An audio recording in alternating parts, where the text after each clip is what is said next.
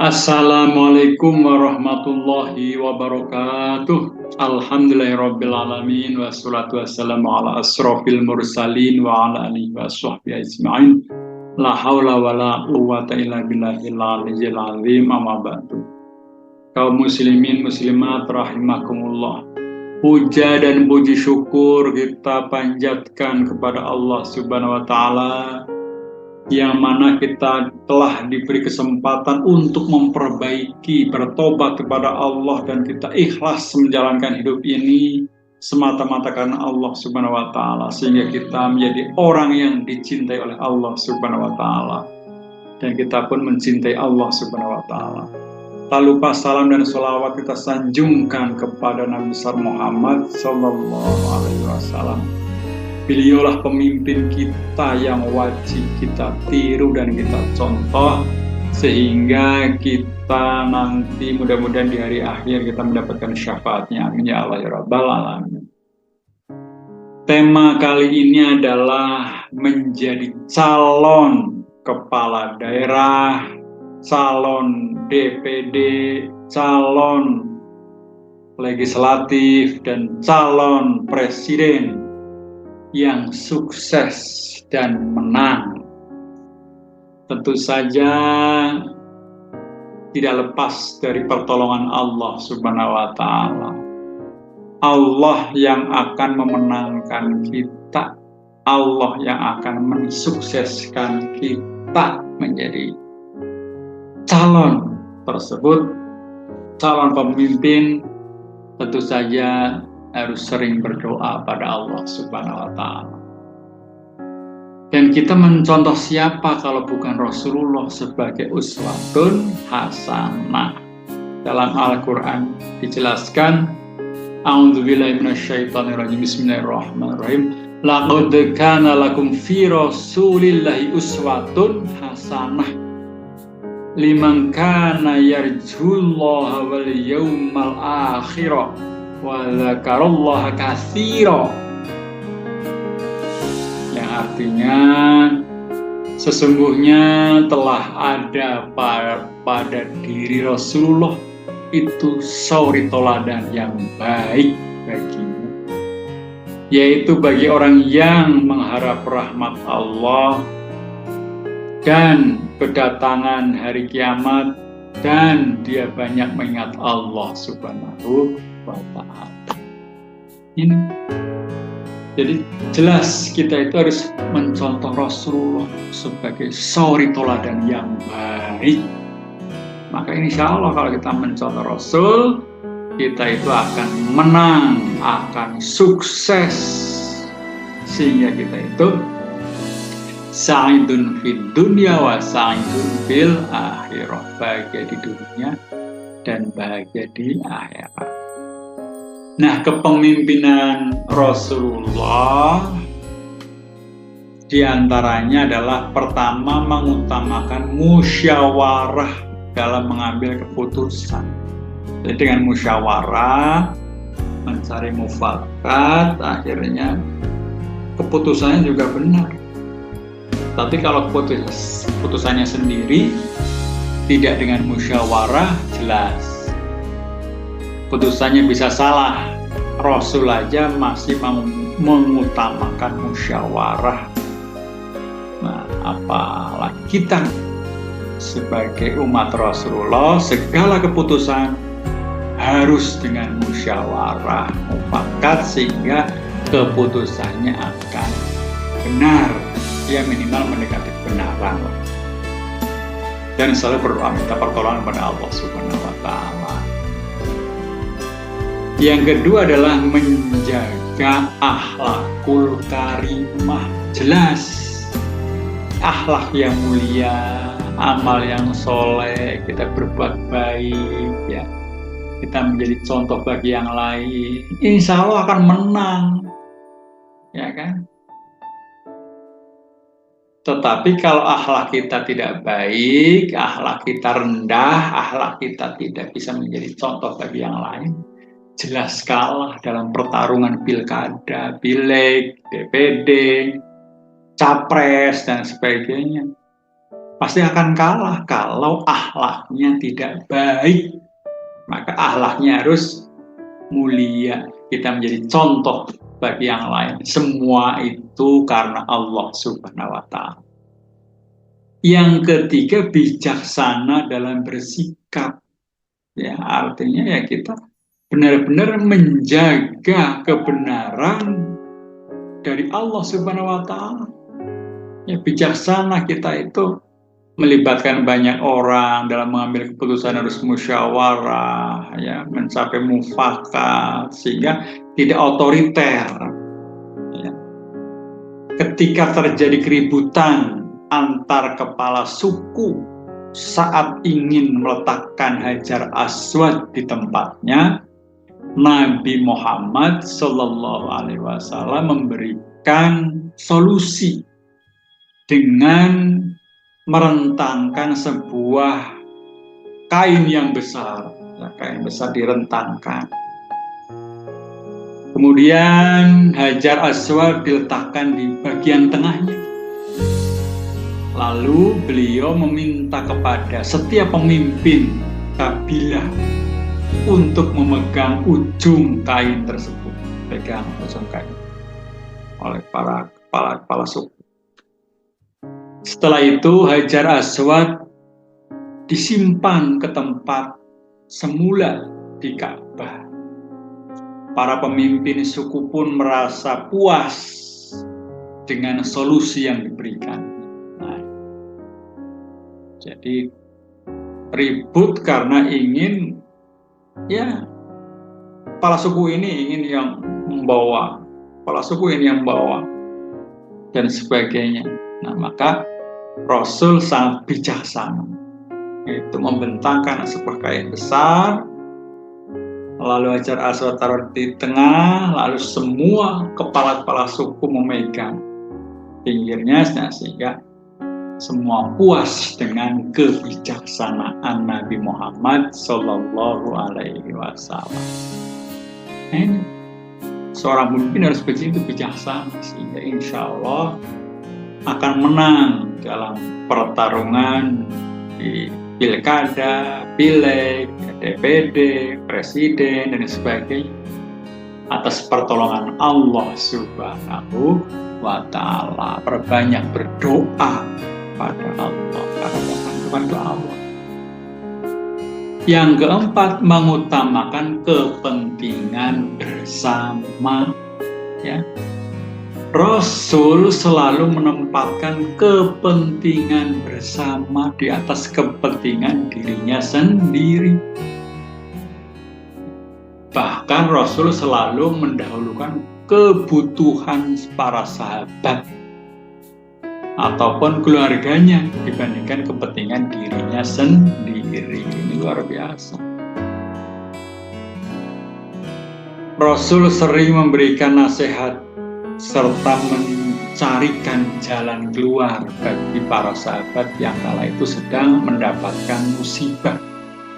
Padahal di saat yang sama Rasul juga sedang mengalami kesulitan. Namun ia tetap berusaha memberikan empati, merasakan penderitaan orang lain pada kalangan sahabat yang meminta bantuan, dermawan, memberikan solusi kepada masyarakat, saling membantu masyarakat dan sebagainya, sehingga Rasul merasakan empati, penderitaan orang lain merasakan.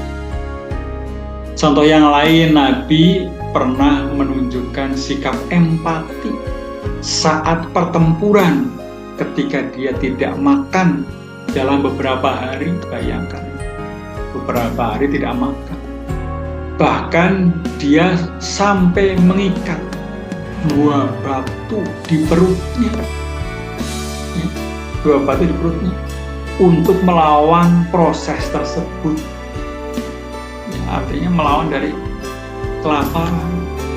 Nabi ingin merasakan apa yang juga dirasakan oleh para sahabatnya. Sahabatnya lapar, Nabi lebih lapar dari sahabatnya. Itu loh perasaan empati.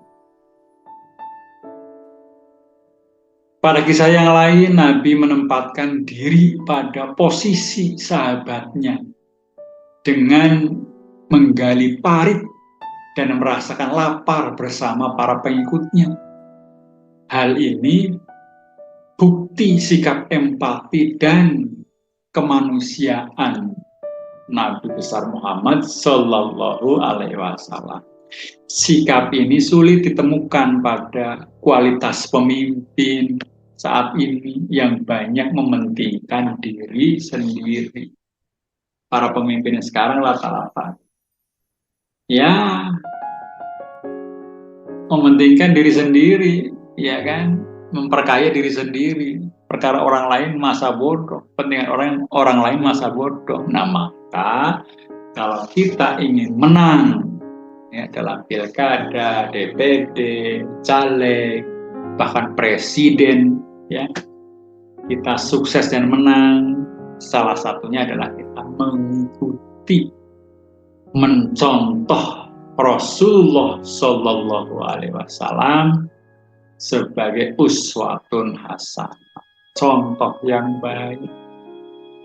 Yang kelima, Rasul selalu rendah hati, tidak sombong, ya, selalu merakyat. Ya. Sebagai contoh, Nabi tidak segan-segan melakukan pekerjaan fisik saat penggalian parit, ikut terjun di dalamnya, bekerja, menggali parit. Nah, pemimpin harus ikut bekerja dengan rakyat, jangan hanya ngawasin, tapi langsung turun tangan. Bersama dengan pengikutnya, dia terlibat langsung dalam proses penggalian parit, membantu mengangkat batu hingga menggali tanah. Nah, bayangkan tuh Rasulullah langsung terjun secara teknis. Beliau bekerja begitu keras sehingga menurut Al-Bara bin Azib seluruh perutnya tertutup debu, kotoran dan sebagainya karena memang bekerja secara teknis langsung. Oleh karena itu, maka pemimpin yang baik adalah pemimpin yang benar-benar langsung turun tangan melaksanakan pekerjaan bersama rakyatnya. Insya Allah akan menang atas pertolongan Allah. Ya, insya Allah akan menjadi pemimpin yang baik. Nah, strateginya bagaimana? Strategi supaya menang. Nah, ini ada contoh yang nyata. Ya, misalnya Fadlizon, caleg DPR RI dari Partai Gerindra. Nah, ketika itu, ya, Fadlizon adalah contoh dari caleg yang sukses tanpa tim sukses dan dana yang besar. Ya, dananya kecil. Ya, walaupun kontroversi, ya, tokoh ini tapi kenyataannya menang dalam pemilu 2014. Beliau terpilih sebagai anggota DPR RI pada pemilu 2014 dengan memenangkan suara sebanyak 135.576 suara. Hebat. Beliau benar-benar berjuang, ya, belusukan, menggunakan media sosial, melakukan kampanye, ide-ide yang brilian beliau lakukan sehingga menang jadi calon DPR RI yang sukses ketika itu 2014. Kita belajar dari orang-orang yang sukses. Eko Wibowo, caleg DPRD DKI Jakarta dari Partai Gerindra. Eko Wibowo berhasil terpilih sebagai anggota DPRD DKI Jakarta dalam pemilu 2019. Meskipun ia tidak memiliki tim sukses dan dananya kecil, tapi sukses. beliau meraup suara sebanyak 9.736 suara. Hebat sekali. Eko Wibowo mengakui hanya mengandalkan dukungan dari keluarga, teman, dan relawan kecil-kecilan untuk kampanye. Ia banyak menggunakan media sosial dan langsung bertemu dengan para pemilih di wilayahnya untuk memperkenalkan diri dan program kerja sosialisasi. Luar biasa. Contoh yang lain, Siti Nur Azizah. Nah, Siti Nur Azizah ini adalah caleg DPR RI dari Partai Keadilan Sejahtera. Siti Nur Azizah terpilih sebagai anggota Dewan DPR RI pada pemilu 2014. Meskipun ia juga tidak memiliki tim sukses yang diandalkan dan dananya kecil, namun ia berhasil memenangkan suara sebanyak 66.058 suara dan menjadi satu-satunya perempuan dari PKS yang terpilih menjadi anggota DPR RI ketika itu. Siti Nur Azizah memenangkan suara dengan cara yang sederhana, seperti berbicara langsung dengan para pemilih menggunakan media sosial dan mengikuti debat politik. Nah, ini penting, debat politik, ikutin aja. Karena masyarakat itu akan menilai dari konsep ide gagasan tersebut. Nah, maka kita mencontoh orang-orang yang berhasil, yang sukses menang ya dalam pilkada, dalam anggota DPD, legislatif, capres. Kita mencontoh orang-orang yang sudah sukses. Lalu bagaimana strateginya supaya sukses? Ya, strategi menjadi calon pilkada, ya, calon DPD, calon legislatif, dan capres yang sukses dan menang. Yang pertama, ya berdoa pada Allah Subhanahu wa Ta'ala. Kita minta pertolongan pada Allah karena satu-satunya zat yang menentukan menang dan kalahnya hanyalah Allah Subhanahu wa Ta'ala. Berdoa pada Allah Subhanahu wa Ta'ala dan membangun personel branding. Ya, kita harus mencontoh Rasulullah sebagai uswatun hasanah, yaitu sidik, amanah, tabligh, fatonah. Itu kuncinya, pasti menang atas pertolongan Allah Subhanahu wa Ta'ala. Jangan khawatir kalah, karena kita sudah melaksanakan yang terbaik, yaitu melaksanakan sidik, amanah, tabligh, fatonah. Yang selanjutnya adalah aktif mengikuti kegiatan masyarakat. Ya, kegiatan masyarakat apa ikutin, ya. Kegiatan masyarakat apa hari ini ikutin terus sehingga kita membaur dengan masyarakat. Selanjutnya adalah belusukan, ya, belusukan ke RT-RT, ke RW-RW, ke kelurahan-kelurahan, ke kecamatan-kecamatan terus sehingga mengetahui tentang keperluan-kebutuhan masyarakat. Yang selanjutnya adalah memberikan solusinya. Masalah masyarakat apa, solusinya apa. Masyarakat butuhnya apa, solusinya apa. Jadi di samping kita mengetahui tentang keperluan masyarakat, kita pun harus membuat solusi terbaik yang nyata. Selanjutnya adalah kampanye digital.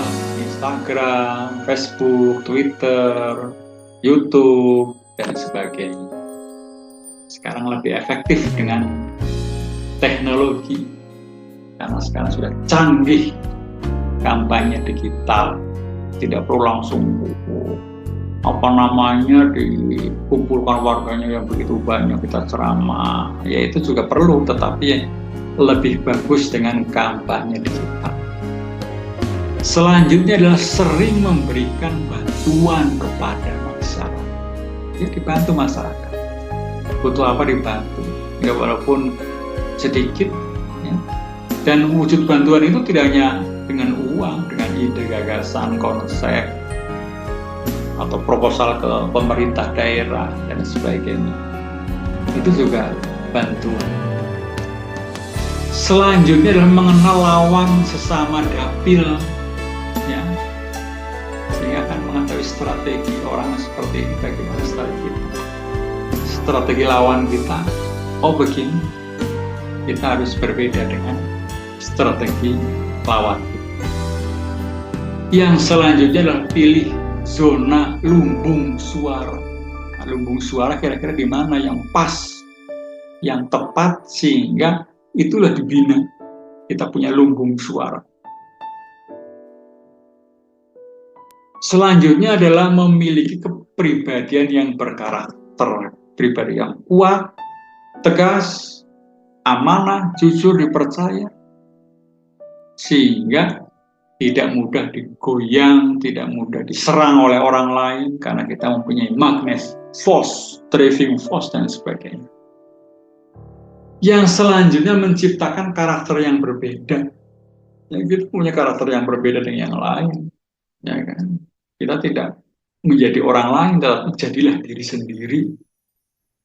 Menggunakan bahasa kampanye yang tepat sasaran, yang mudah dimengerti, sehingga masyarakat dari berbagai macam kalangan akan mengetahui tentang bahasa kita dan mudah dipahami oleh masyarakat. Yang selanjutnya adalah membuat konten yang menarik dan bisa mempengaruhi masyarakat. Misalnya apa? Liputan aktivitas pemberitaan bantuan. Kita beri bantuan, diliput, ya, share dan sebagainya, sehingga masyarakat tahu bahwa kita itu membantu masyarakat. Iklan program, ya, diskusi live dan sebagainya, membuat konten, ya, sehingga masyarakat itu memahami bahwa kita itu memang banyak kegiatan di masyarakat. Yang selanjutnya membangun persaudaraan dengan internal partai politik. Ya. Jadi partai politik itu ya harus dekatin, para pengurus harus dekatin sehingga kita harmonis, ya. Bersaudara, jangan bermusuhan satu sama yang lain. Orang yang sukses itu adalah orang yang benar-benar membangun silaturahmi sehingga tidak menjelek-jelekkan lawan kita, bahkan kita rangkul secara bersama-sama. Lah kuncinya sebenarnya itu minta pertolongan kepada Allah bahwa kita itu benar-benar membantu masyarakat secara ikhlas karena Allah Subhanahu wa Ta'ala. Tentu saja kita perlu jasa polling sosial media yang terpercaya, ya, tapi jangan asal polling. Kita pilih perusahaan yang kredibel, punya kontak yang jelas, orang-orangnya siapa, jangan salah orang, layanannya lengkap, ya, tim votingnya, perusahaannya itu juga harus benar, ada testimoninya, ya, analisa harga dan penawaran, bandingkan dengan harga yang lain, penawaran yang lain. Kalau mahal ya jangan, cari yang terjangkau dan pemesanannya mudah, ya, sehingga akan cepat untuk diliput. Kita dengarkan puisi, mudah-mudahan bermanfaat buat kita semua, sehingga kita itu harus semangat supaya kita itu menang dalam pertarungan pilkada, ya, DPD, caleg, ya, bahkan presiden, kita menang. Kita semangat semuanya karena Allah Subhanahu wa Ta'ala. Jangan katakan kau bukan siapa-siapa.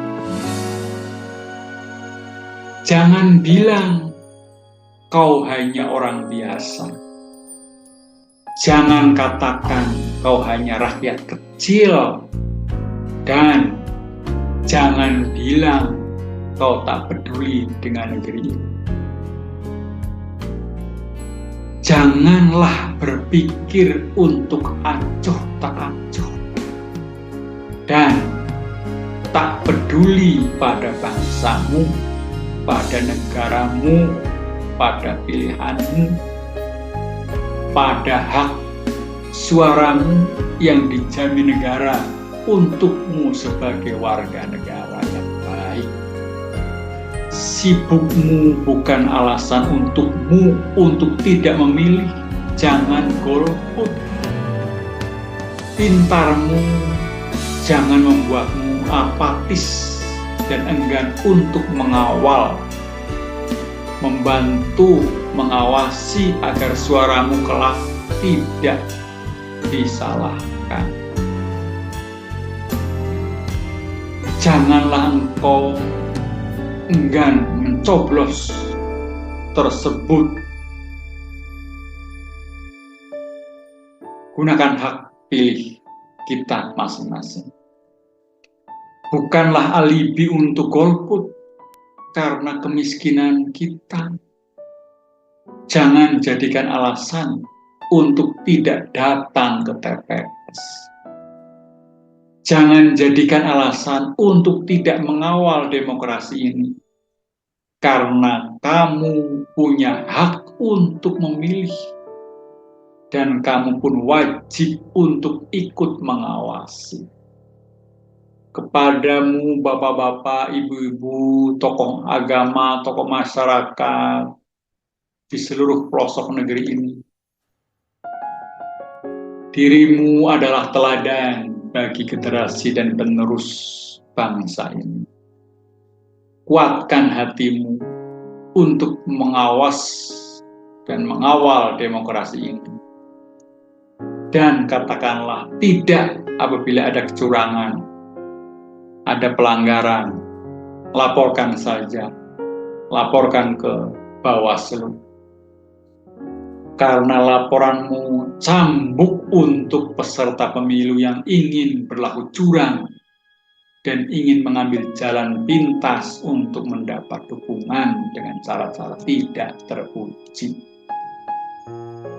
Kepadamu wahai kaum milenial, adik-adik mahasiswa, pelajar, remaja, putra-putri harapan bangsa. Kobarkan, bangkitkan semangatmu untuk mengawal pesta demokrasi ini. Bakar jiwa mudamu dengan rasa peduli terhadap pemilu. Kawallah NKRI, marilah berprestasi. Itu saja dari saya. Mudah-mudahan kita sukses semua. Sa'idun fid dunya wa sa'idun fil akhirah. Akhirnya bahagia di dunia dan bahagia di akhirat. Dan bagi yang mungkin belum sukses, masih ada waktu-waktu di masa yang akan datang. Yang jelas, semua aktivitas kita, ya, semua bantuan kita ke masyarakat, semua kegiatan kita semata-mata untuk ibadah kepada Allah Subhanahu wa Ta'ala, sehingga kita itu akan terus beruntung dan terus sukses. Sukses di dunia dan sukses di akhirat, yang pada akhirnya kita itu akan mendapat penghargaan dari Allah Subhanahu wa Ta'ala dengan ketenangan batin. Ya ayyatuhan nafsul mutmainnah, irja'i ila rabbiki radiyatan mardiyah, fadkhuli fi ibadi wadkhuli jannati jiwaya. Masuk dalam golonganku dan masuk dalam surga. Itulah penghargaan dari Allah Subhanahu wa Ta'ala kepada orang-orang yang tenang jiwanya karena benar-benar ikhlas karena Allah, sehingga selalu sukses baik di dunia dan sukses di akhirat. Rabbana atina fid dunya hasanah wa fil akhirati hasanah wa qina adzabannar. Wassalamualaikum warahmatullahi wabarakatuh.